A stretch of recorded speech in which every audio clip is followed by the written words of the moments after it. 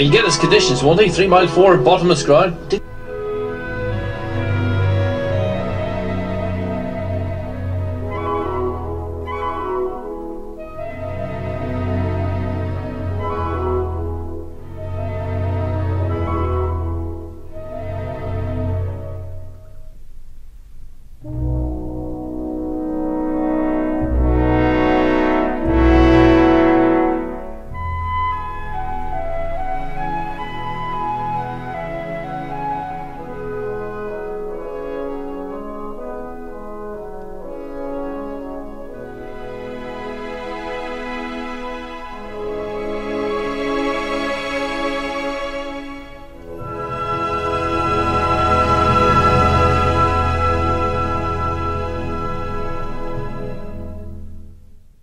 Power chases down at Cheltenham as we go post time. Now we're going to walk forward, and despite being 3 miles 4 furlongs, several Leaf do like to get on with it up front. Let's get up with our thanks and get the call for the finale with Stuart.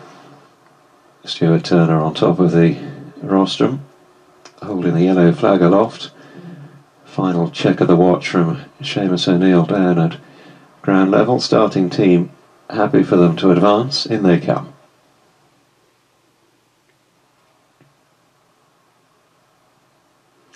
They're off. The finale then on Betfair Chase Stakes, and they're 6 or 7 abreast as they come to the first of 22 scheduled fences. And they've all handled it safely. Don Poley in the black jacket in the leading line, with Midnight Tune towards the far Sotified Bay, white jacket with the blue cap, and Sutton Manor in the red and white. So they come to fence 2, the first of the ditches. Midnight Tune just in front, the whole field very early, covered by little more than 4 or 5 lengths. So it's Midnight Tune to Fortified Bay, Sutton Manor, Don Poley. Last year's winner, Perfect Candidates towards the far side, pale jacket with the light green cap for Paddy Brennan. He's followed over there by Ballydyne, dark jacket for champion jockey Brian Hughes. Almanar meanwhile is towards the near side in the blue and white, closing in on fence 4. Midnight Tune and Fortified Bay together. Ballydyne didn't jump that at all well. The balloon gets an early reminder. He's dropped himself back to last place. King's Monarch meanwhile, dark blue and pink, the pink cap for Sam Twiston-Davis, is racing almost upsized his old rival Financial Outcome, who's out wide, the striped cap with her half sleeves. Pobbles Bay in the light blue held up alongside She Needed the Run, and Ballydyne recovering his poise after that not insignificant error at the previous fence. I think they gallop then between fences at 4 and 5, and it's the mare Midnight Tune under Aidan Coleman, giving a lead to Fortified Bay, Perfect Candidate on the near side, and then reading across to Don Poley, Sutton Manor and Financial Outcome, who's widest of all on straightening down the far side. King's Monarch and Almanar race next to Ballydyne. She Needed the Run, the yellow jacket with the green and black hooped sleeves and cap, and then Pobbles Bay, who was just the last on that occasion on landing. They've gone through the thick end of a mile now, and Fortified Bay and Midnight Tune with Sutton Manor not on landing there from Fortified Bay. Financial Outcome on the far side, the striped cap is close up as they go to the middle fence in the back straight on the first occasion. This is fence 7. Fortified Bay, Midnight Tune responding with a very good jump on the near side.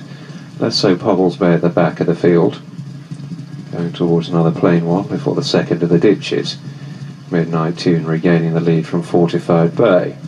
Perfect Candidate, Sutton Manor in the red and white, Financial Outcome out deep, Don Poley in the black, and then King's Monarch and Almanar in the blue and white silks just ahead of She Needed the Run and Ballydyne and Pobbles Bay, and here's another open ditch.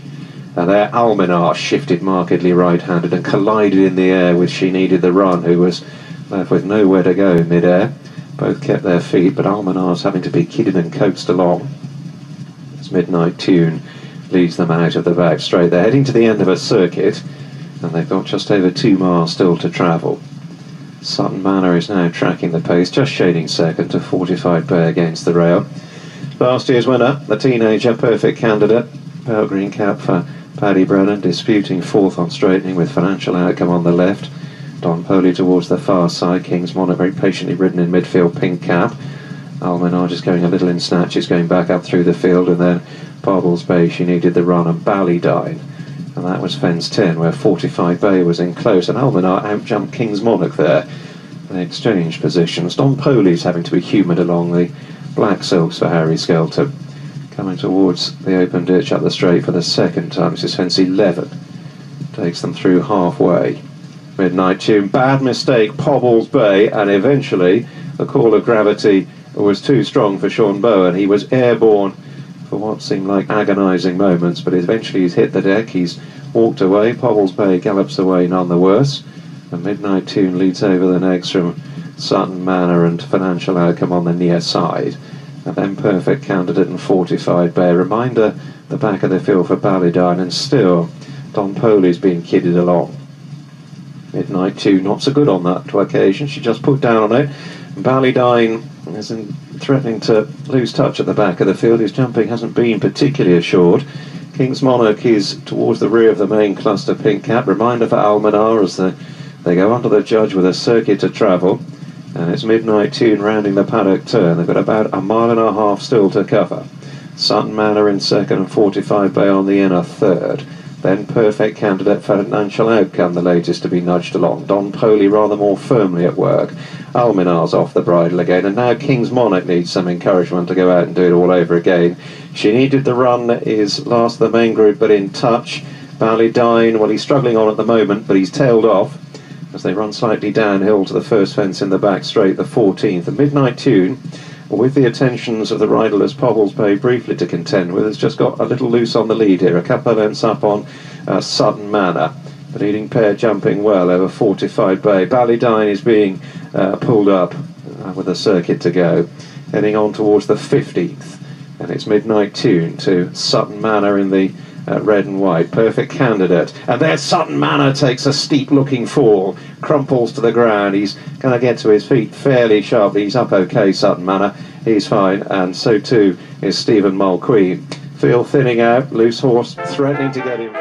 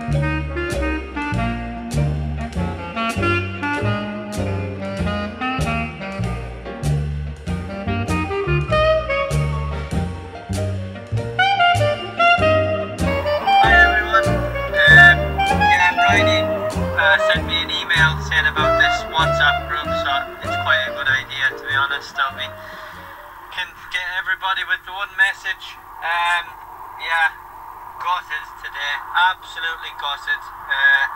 Sutton was running a great race. He got into a great rhythm. I just lined him up with them so I wouldn't be slow away. I expected to sit 5th or 6th, but couldn't believe I was practically making the running the whole way around.